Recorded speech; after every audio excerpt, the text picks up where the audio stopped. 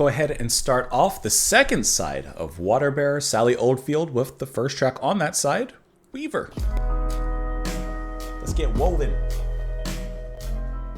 So let's go ahead and dive on in. I've always thought that weaving and the art of weaving was like so interesting, like from something as simple as a spider. Like, okay, you guys know, sidetrack. You guys know the, we call them banana spiders here in like Florida, but like the orb weavers. Speaking of weavers, those are the coolest, the scariest looking sometimes, but they're the cool, like, they're kind of cool. Like, these things look freaky, like, and they're fat. Like, yeah, they're big. And especially down here, like, they make webs, like, just huge webs that span across trees. And you'll be walking in the woods on a hike, and if you don't see that golden spot just sitting on there, like, they just float. And I mean, the pictures aren't even doing them. That's not real. Maybe that is. That's freaky. Sorry if you're arachnophobic, but they're so beautiful, and they always make these little, I don't know what they're called, but those little things. I guess that's like their weavers. I don't know. It's just, they're just so interesting. Like, I don't know. I'm curious. Now I'm just curious. What the heck is this, man? So, and also as well, I thought it would be a good idea. They had some more, and I just couldn't resist. Look how big it is. So I had to get a couple. And look at that thing. It's gonna take it out. here is we are actually allowing them to drink. I've never seen a spider drinking water. Move your pipette so we can see her. Oh, that is so cool. You gotta admit, that's a cool thing. Okay, I'm sorry. You're not here for that. Let's go ahead and listen to the track. We'll talk about it a little bit after. Weaver. We do a little sidetracking here.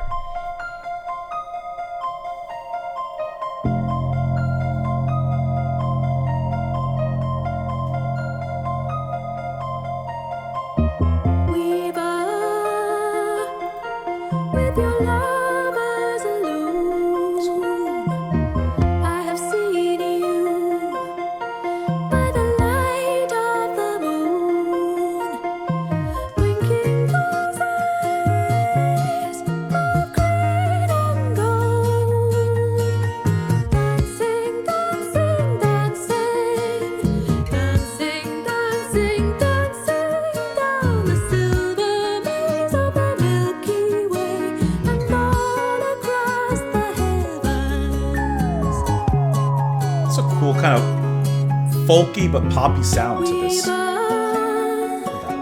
That quiver.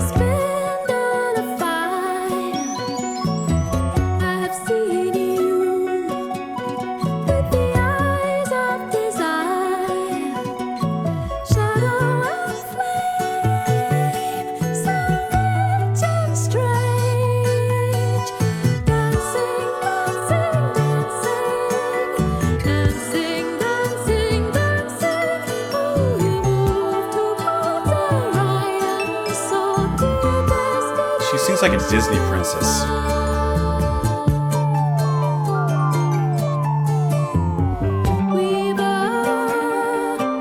There's a guitar in there now.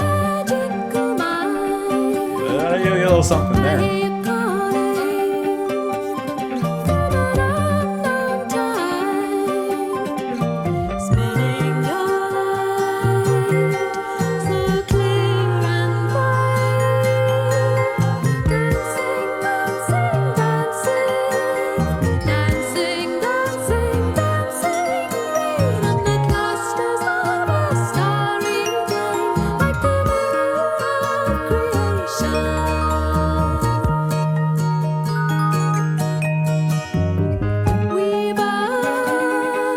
I love when that riff comes in.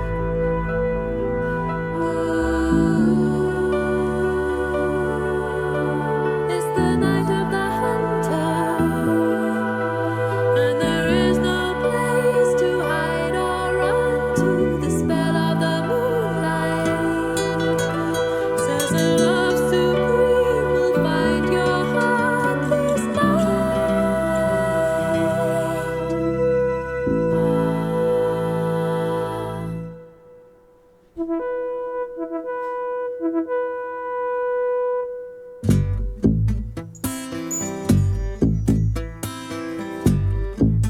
just wanted to hear how it was transitioning because it clearly did. Because even the last line of Weaver, or one of the last lines, let me pull the lyrics back up. She mentions it's the night of the hunter. There's no place to hide or run to. And then the next track, like you just heard, is Night of the Hunter's Moon. So you knew when she called it out, there had to be some sort of connection there. I love how high she sings. I think that you either enjoy her singing or you hate her singing. I don't, maybe there's a middle ground, but I feel like you're more on the edges of this particular fringe. I think her singing is so like princess, like it's so cosmic and just so up here.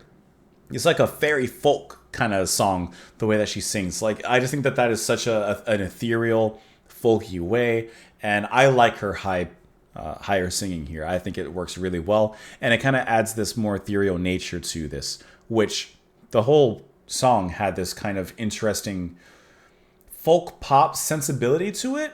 I think, which we've gotten flavors, of course, of that throughout the album, but like you hear the synthy bass and, you know, the steady drum beat just kind of popping on and off there, but it still retains a folkness, but like a kind of mythical folkness, which she's explored previously with, you know, I guess Lord of the Rings stuff earlier on, so it's not like she's a stranger to that, but I think that she does it in such a sophisticated way that it comes across well-structured, well-composed, and still like light and airy. It has a fun to it. The way that she's singing the beginning of the track, like she's even singing dancing, and you know, all these beautiful light words. It just kind of gives me the impression of like, I can't help but think this, but like a fairy just dancing in the sky or prancing through the woods, like this mythical thing that is just enjoying themselves and enjoying life, flittering through the woods and such.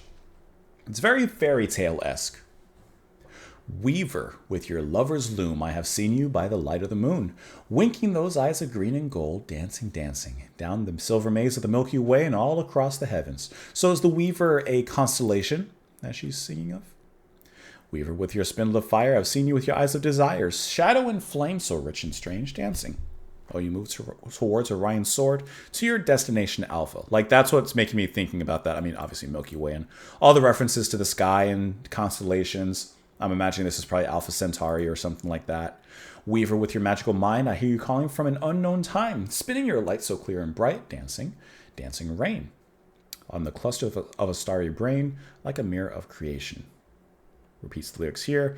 And then, of course, it's the Night of the Hunter. The music even changes slightly at this moment to give us, of course, forbearance of what's to come.